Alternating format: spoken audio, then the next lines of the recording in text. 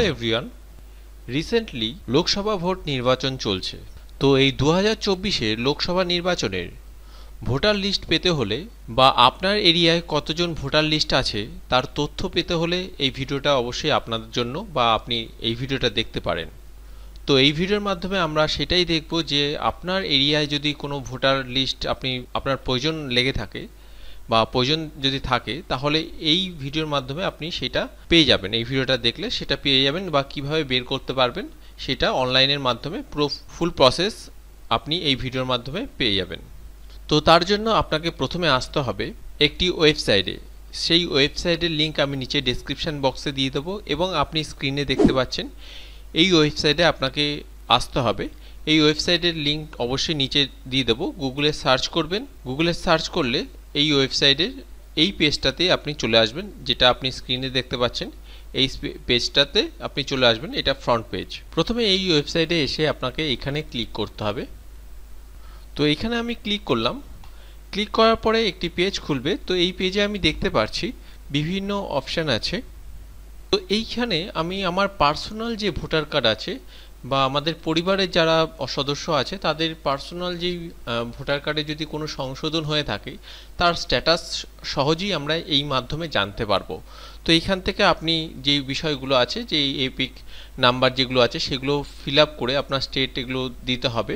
আর language দিলেন, আপনি যেই ল্যাঙ্গুয়েজটা সিলেক্ট করবেন সেটা আপনার ভোটার কার্ড অনুযায়ী বা আপনার ল্যাঙ্গুয়েজ অনুযায়ী আপনাকে এগুলো ফিল আপ করে এখানে যে ক্যাপচার নাম্বারটা আছে সেটা সিলেক্ট করে সার্চ করলেই সে আপনার ভোটার কার্ডের সমস্ত ডিটেলস এখানে দেখিয়ে দেবে।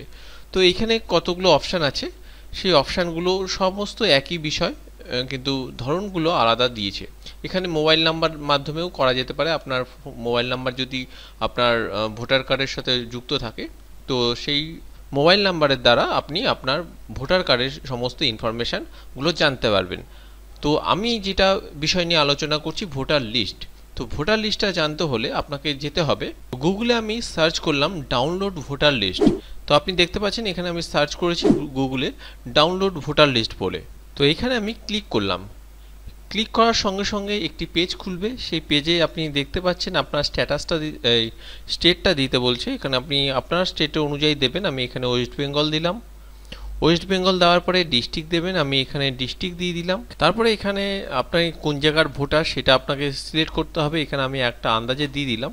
এখানে আপনি আপনার মতন দেবেন, ঠিক আছে।